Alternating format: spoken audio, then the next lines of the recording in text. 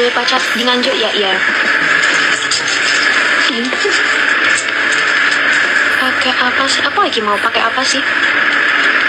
Mbak kok putih? Pakai efek. Lali lek akil. Lah nyapa? Lah ya lek kon ngelek-ngelekne akil aku lali-lali diceluk abar ngono ya. Lah iya ngono ya kena karepmu kan. Diceluk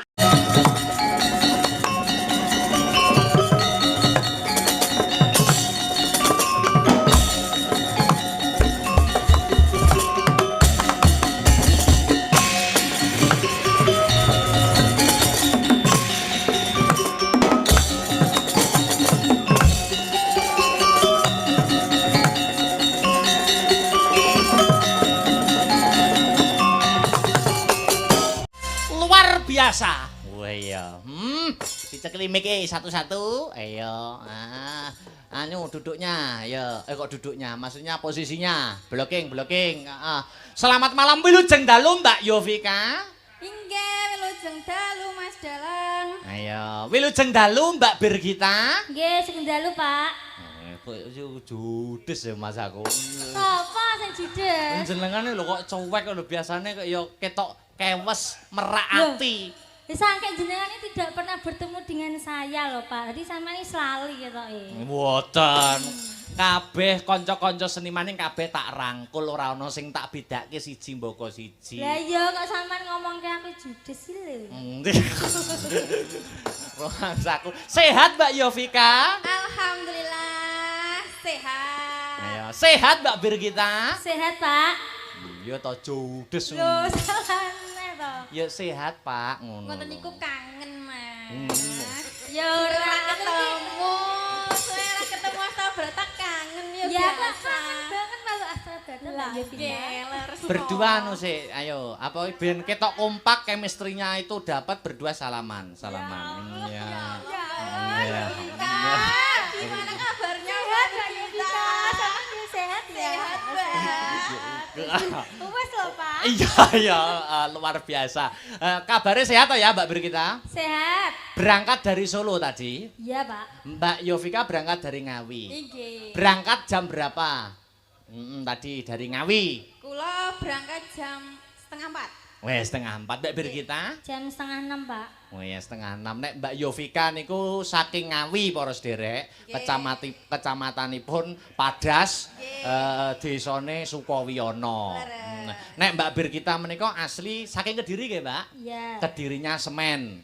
Sak menika hijrah domisili wonten ing Karanganyar. Iya. Karanganyar kecamatannya Plesungan. Kok apa lah toh Pak sama nih Pak Om? Perumahane Adiwangsa Village. Lho, ngira.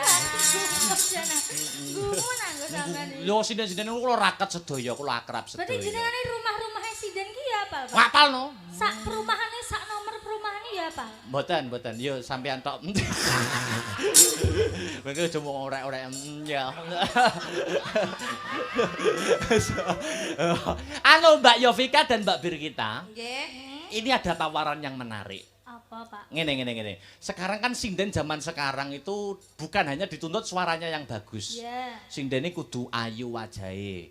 Njogete pinter. Yeah. Nek iso duwe nilai plus iso mbanyol. Iya. Iso drama. Lah iki aku wingi bareng ketemu karo Presiden Amerika Serikat Donald Trump. Ning kono, Pak? Ning Amerika kono? Ning Solo, ning anu Kulon. Ketemu jagongan karo Presiden Amerika Serikat ya kuwi Donald Trump.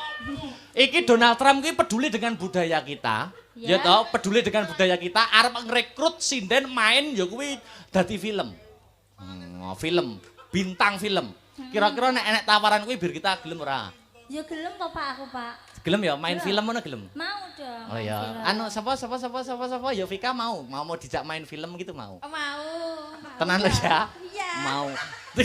Iki apa? Biar kita mau tenan? Ya gelem Pak mau. Nah, saiki mumpung aku ki wektune wis mepet.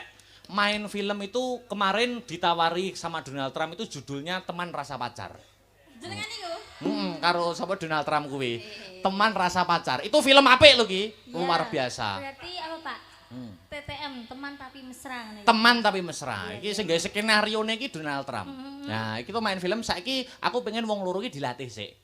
Wong loro iki main film, main drama. Iki skenario-ne wis ditulis karo Donald Trump.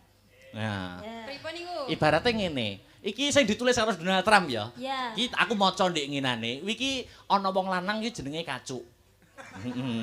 Lanang Wong lanang iki jenenge Kacuk. Lah, iki kamu wis nganggo jeneng aslimu sik Birgita. Birgita kuwi dadi pacare Kacuk. Suwe ya gandeng ya wis 5 wulan 6 wulan lah. Gandeng karo Kacuk. Lah tibaning padha Kacuk kuwi tertarik karo Yovika. Nah, tertarik karo Yovika. Lah, sampean mbuh buktine apa ning ngeruwi pacarmu sing jenenge Kacuk kuwi tertarik karo iki. Lah Yovika tidak merasa gandeng karo Kacuk mergo ora duwe bukti. Bukti fisik ora enek, gambar ora enek, video ora enek. Lah sampean iki nggo, Birgita. Ya, Iki Donald Trump lho. Iya ya Pak, iya aku ki. Presiden USA Amerika Serikat. Iya, aku ya goreng anu tok jan Kacuk i banget tenan Pak. Lah iki sampean iki etok-etok main film lho iki dinilai. Iki Donald Trump nonton ning Amerika Serikat. Lah iki saiki sampean ki ngelabrak ning omah Yovika. Iya. Aku demben kae iki yo tau drama ngene iki terus viral dikira kerebut sampean lho, Pak. Iku aku viral neh lho. Wis ta manut ta, wis ta manut ta. Wis ta. Wis nek sampean biyen kan dilabrak, saiki sing ngelabrak sampean. Iya, Mbak. Labrakan aku, Mbak. Sing Labrak, Mbak Bir. Kowe gelem ta dilabrak? Ora apa-apa deh. Ya, sampean sing ngelabrak.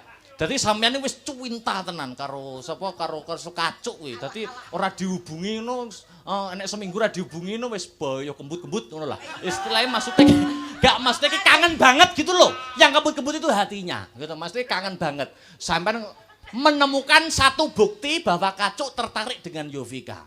Wah, sampeyan marani ning omahe Yovika ngelabrak. Iki tetep dengan opinimu tetep ora gandeng ora enek buktine. Ya toh, ki statusmu jomblo. Oke. Piye? Biar kita sanggup main film? Boleh. Ya, Yovika sanggup latihan drama film? Sanggup dong. Oke, heeh. Nganggo anu sik ketoprak sesek sik. Heeh. Kowe ning kene sik, Iki pakai bahasa Jawa atau biasa? Jawa, bahasa keseharian. Bahasa keseharian. Ini kene sik. Kowe ning omah ning kene Anding Son, Anding Sampok kowe.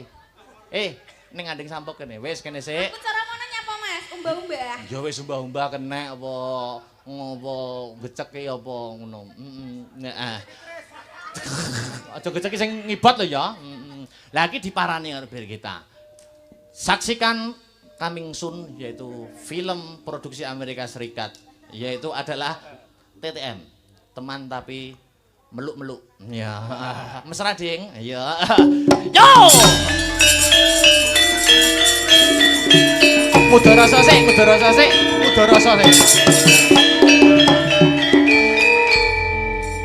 Ya ya. Produk. Yo. Kok kebangetan Kacuk. Aku ki wis ayu. Dhuwur. Pinter golek duit dhewe. Sek panggah diselingkuhi karo sing jenenge Yovika.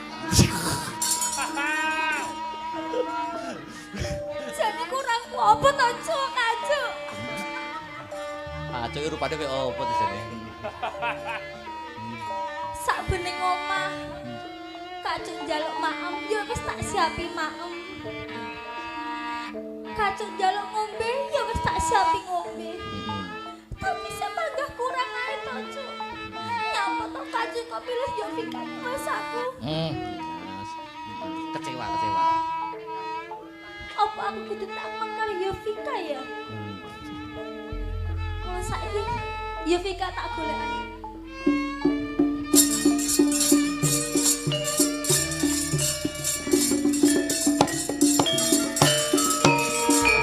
Iki ganti ning omahe. Yo sesek. Wis tekan omahe. Didodok lawange. Ayo. Kula nuwun. Yovika, petua Yovika. Wah. Nggih, sekedap sinten iku? Yovika. Iki wis kenal, ceritane wis kenal. Nggih, Mbak. Oh, Mbak Birgita to. Yovika. Nggih. Idene kowe wis tak anggap adikku. Trutuk. Waduh. Amerika nek terutuk. Donald Trump kenal terutuk. Aku arep takon serius karo kowe ya Tika. Iya. Apa Mbak Bir? Kok ono kabar? Kok jare kowe pacaran karo Mas Kacut ya Tika? Ayo ndang Saurono. Sigek. Hop. Oh, rasane gemelan. Ben fokus pembicaraan. Yo. Yovika nyauri. Piye? Nun sewu lho Mbak Bir. Ya. Wah. Panjenengan ngendikan menika sampun panjenengan galih napa dereng? Sampun jenengan pikir menapa dereng? Terus jenengan iku senior kula lho Mbak. Kedahipun lak memberi contoh yang baik. Ngendikan kok gorang-ger. Ngono kuwi apa apik? Heeh. Terus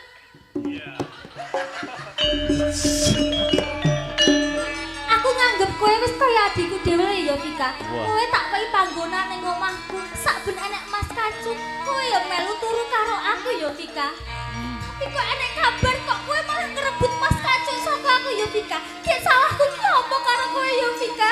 Jawab ning kene. Sikek meneh.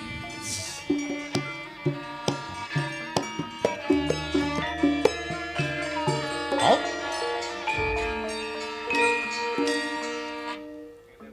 Oh. Filmnya kok buares gamelan ya. Mbak Bir. Ya. Jenengan niku ngoten niku ngendikan ngoten niku enten buktine apa mboten? Buktine. Ampun nuduh lho, Mbak. Oh, iya. Enten bukti fisike mboten? Enten fotone kula jalan kalih yange jenengan mboten? Wah, iki. Enten buktine kula pitkolan kalih yange jenengan mboten? Wah, iki wis mulai panas. Ngono kuwi fitnah lho, Mbak. Gak oleh Mbak one. Aku lara ati, Mbak. Mbak tuduh ngono kuwi, Mbak. Ati nggone gak kono. Lha pundi? Lah tak demekne piye? Kene lho, kene. Kene. Sik Pak, terus kok akhirnya piye? Akhirnya kingko bir kita dipateni. Mergo ki gak terima difitnah. Oh. Wis to manut aku. Apik-apik. Wis apik manut Berarti aku. ki wis mas klimaks ya. Klimaks. Saya panas. Kurang panas. Yo. Mbak Bir. Usik. Ora, disikek. Heeh, iya. Mbak Bir. Oh, aku. Jenengan ngendikan ngoten niku fitnah lho, Mbak. Oh. Aku ora trimo, Mbak.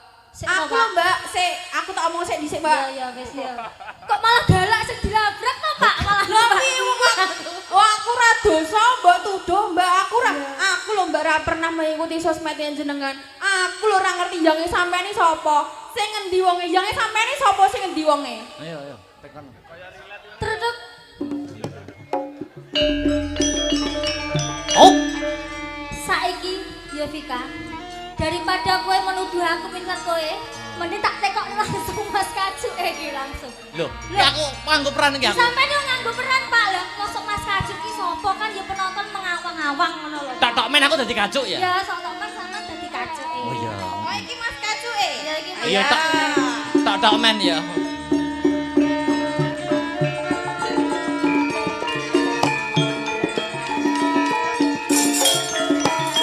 Yo.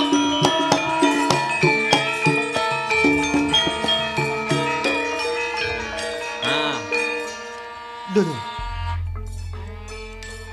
Ayang bir kita to ki? Mas Kajuk. Apa ayang? Sampeyan tak tekoni saiki Mas Kajuk. Truduk. Lagi galang lho iki galang. Yo, piye. Mas Kajuk. Heeh. Kok sampean gak tau ngabari aku? WA aku gak mbok bales, telepon gak tau mbok angkat, tak parani ning omah kowe malah ning Ngawi. Iki ceritane anu to, omahe Ngawi ngono ya. Ya kan temen apa? Lah sampeyan ki arep tak jak ketemu. Sampeyan ki repot terus lho. Repot sing pentas, sing enek acara. Lah aku kan yo menyesuaikan karo jadwalmu to, Ayang. Saiki sampean tak tekoni Mas Kajuk. Piye? Apa bener kabar-kabar senengane ini sampean ki saiki karo Yovika Mas Kajuk? Ora, tresnaku sak wutuhe nggur karo dirimu sayang. Lah tapi enak dia foto sampean foto karo Yovika ngono lho Mas Kajuk. Sampean dolan-dolan ning gone alun-alun Ngawi lho Mas Kajuk. Alun-alun Ngawi. Kowe udah karo aku. Oh. Ora, aja percaya. Wong iki nek seneng ngrungokne omongane wong liya kuwi renek enteke. Yen kowe wis percaya karo aku, kowe percaya karo omonganku wae. Ora usah gugu omongane wong jaba. Aja gugu karo gurem ceceker. Percaya karo aku, gur kowe sing tak tresnani. Ya wes nek ngono ya pikir saiki tak ngomong rene ya Mas Kaju. Kongkon rene. Sampeyan yo kudu ngomong dhewe. Iya no. Kan gak enak apa-apa karo ya pikir Ya, Mas Kaju. kon Jujur rene. ya, Mas. Jujur. Ya. Ya Vega, ayo.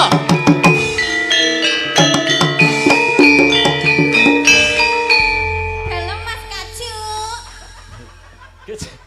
Ki jane nek apa ki kok gegeran? Lah, aku ya gak eroh ya Mas. Heeh, jare sayangku Birgita ki ngrungokne kabar-kabar jare aku gandeng karo sampean. Nggih, ngeten lho, ceritane Mbak Birgita niku wau enjing-enjing kok dodok-dodok ngomah kula. Heeh. Jarene nuduh kula niku, Heeh. jarene main di belakangnya selingkuh kare Mas Kacuk. Oh, dadi kacuki mainin sokan guri, tekan belakang. Jarene ngono, maksudnya selingkuh karo aku. Ya aku ora keterima ta Mas, wong aku ora ngerti Mas Kacuk iki sing dikoyong apa kacuke. Iki kacuki jeneng wong. Lah nggih, maksudnya ngoten niku. Jeneng wong. Birgita sayang, kamu di mana? Buktimu apa? Lho enek WA Mas aku dikirimi WA karo Mas Heru sampean foto bermesra-mesraan karo Yovika. Masa? Heeh. Fotoku ning ndi? Fotomu ning alun-alun Ngawi, Mas. Sik, lha Mas Hirwi sapa meneh? Mas Heru ki ya koncone Kacuk. Koncone Kacuk. Heeh. Heeh. Lah aku gak ngerti Mas Hirwi sapa lah, aku ora pernah dolan le, Mbak. Aku itu Mbak tak ceritani ya, Mbak. Aku ning omah ora tau metu, ora tau dolan. Aku ora duwe gandengan, ora duwe wong lanang lho, Mbak. Aku jek jomblo, Mbak. Aja ngono kuwi, Mbak. Aku ora trimo, Mbak. Atiku sakit. Hati ki ngene hati kene. Ate. Wis saya ora trimo, panas. Wis buktine wis kecekel nang panas. Ayo. Terus Tau. Iki difitnah terus, iki nesu nyandak pedang iki mateni iki. Ya Vika, aku ora percaya karo omonganmu. Aku ngerti. Mas yo kowe rene hubungan karo Mas Kacuk, tapi kowe tambah nyenengi karo pacarku ya Vika. Aku ngerti, bukti wis ana. Kowe sik arep ora ngaku karo aku ya Vika. Mbak Bir, Wah, ibarat empripat wae iso salah ndelok. waduh. Kuping iso salah krungu. Apa meneh lambe. Heeh. Iki ngono fitnah, Mbak. Aku ora trimo, Mbak. Fitnah lebih kejam daripada pembunuhan, Mbak. Terus Eling kuwi, Mbak. buktimu apa? Buktimu apa ya Vika? Ayo langsung. Wah. Sik. Hop. Sik. Iki wis mbok pateni to? Wis tak wateni lho kan cewek. Aduh, filmmu itu blocking panggungnya kurang. Lah piye? Sing iki nek wis arep mateni to, Ah. iki Yovika kono. Jejere kono Birgita sing kene. Ku ning kene. Lah, iki engko bar dicubles pedang, jrot kowe dipateni kowe ngglitake ning kene. Mati. Blocking panggungnya itu dipelajari. Modus Pak. Loh, blocking itu penting loh dalam film itu. Iya. Ya.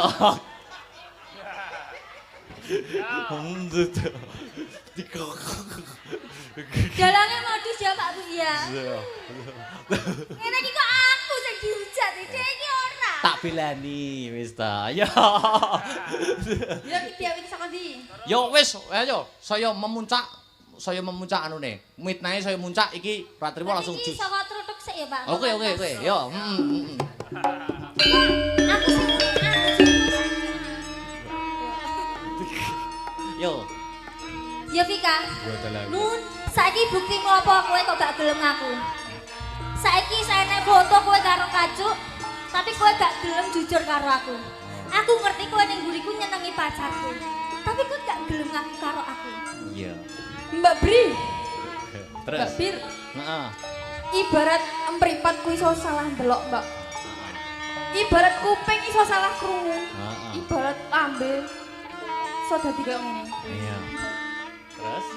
Aku ora trimo, Mbak. Eling-elingan ya, Mbak. Fitnah lebih kejam dari Saiki kowe lek terima kowe menyapa ya Vika. Bentar.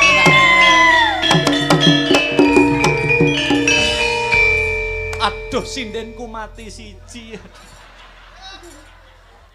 Lho, ngeten iki lho Pak, Bu. Mati gur kare glimpange dadak kon apa mapan kene gurine dalang.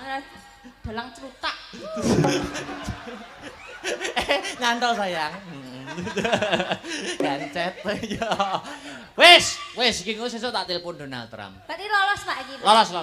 Ya insyaallah sesuk ketemu karo Donald Trump. Loh, Donald Trump gak sudah dibedil loh Mas Kai. Ora iki sesuk aku ketemune Donald Trump ning Sidokare. Wih. Jajal iki piye hasil filmnya itu gimana? Kita lolos ya Vika. Lalas Mbak Fir. Main film dengan judul Teman Tapi muah-muahan. Apa we Mas aku. Ayo, saiki nembang wong loro. Pamundutane pirang-pirang silakan dipilih berdua sing kompak apa. Ana tembang kangen, ana sambel kemangi, ya ana gubuk asmara. Silakan milih yang Napa Bu, mana. wonten sing pamundutan napa? Tembang kangen Mas. Tembang kangen, ana gubuk asmara. Heeh. Apa? Yang tembang kangen apa gubuk asmara? Ayo. Kangen enggak apa-apa. Tembang kangen nggih. Oke, yo langsung digarap saka tenor Mas Fafa. Ayo. Yo coba tembang kangen Mbak Bir kita bersama Mbak Yovika. Coba kaya ngapa? Yuk.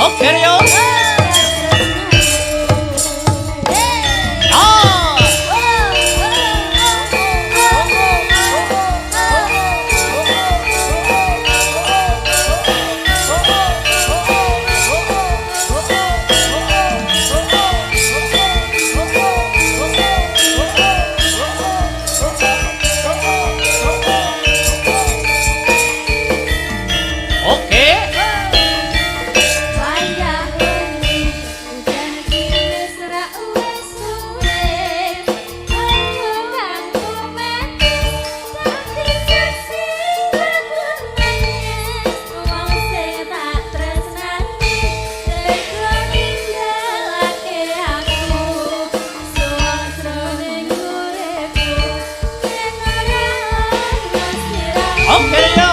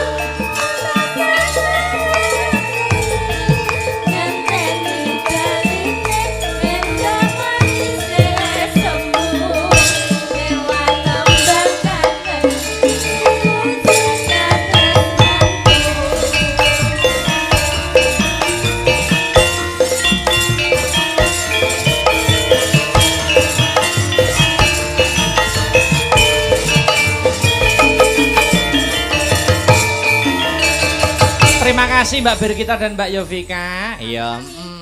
Iki uga ana info. Rangkaian kegiatan. Dadi dalam rangka bersih dusun babatan ora mung mayangan ning uga disambung ngono. Rangkaian kegiatane ya kuwi jalan sehat kang kagelar tanggal 9 Mei. Oh iya, hiburane elektron dengan hadiah atau door prize yang menarik. Uga disambung ana pengajian tanggal 12 Mei bersama Kiai Haji Nuro Ihan Ahmad Al Hafid. Oh ngono. Saka Jombang Oh ngono ya, Mak. Ya, ayo dibacutke. Bacutke. Sadurunge kok Mbak Prigel nggo bom terakhir. Oh ya, aku nyuwun Mbak Aulia karo Mbak Retno ngadeg bareng. Berdua. Yuk sepote, Cok. Yuk.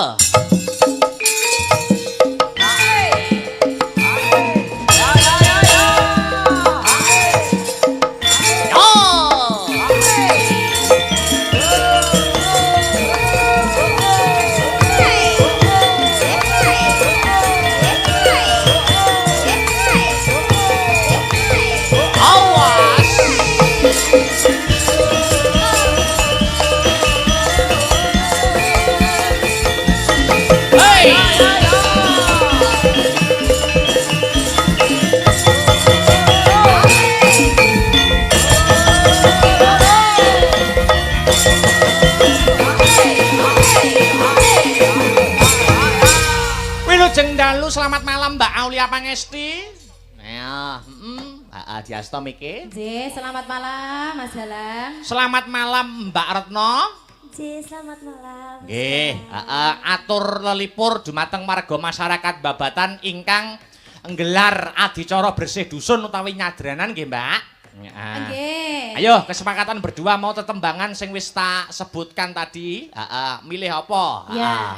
Minta tolong disebutkan lagi, Mas. Oke. Ya. Iki mau sing urung katur ya ana sambel kemangi, sing musik ana sinarengan. Terus iki mau sing tekan WA ana gubuk asmara, ya. Mangga milih. Ya, diselingi musik ya, Mas. Oke no, ya. Sinarengan. Sinarengan, oke. Berpacu dalam melodi. Ya, Mas Tris, Mas Gosak, karo Mas Sunio. Ya, trio ya. Sinarengan ya. Cawisno Mas. Racikno coba kaya ngapa. Ya, mangga. Ayo Mas Tris. Matur nuwun. Dibalekke ning rasa gamelan. Mbak Prigel terakhir. Ayo, jumeneng Mbak. Jumeneng. Ayo. Hey. Oke.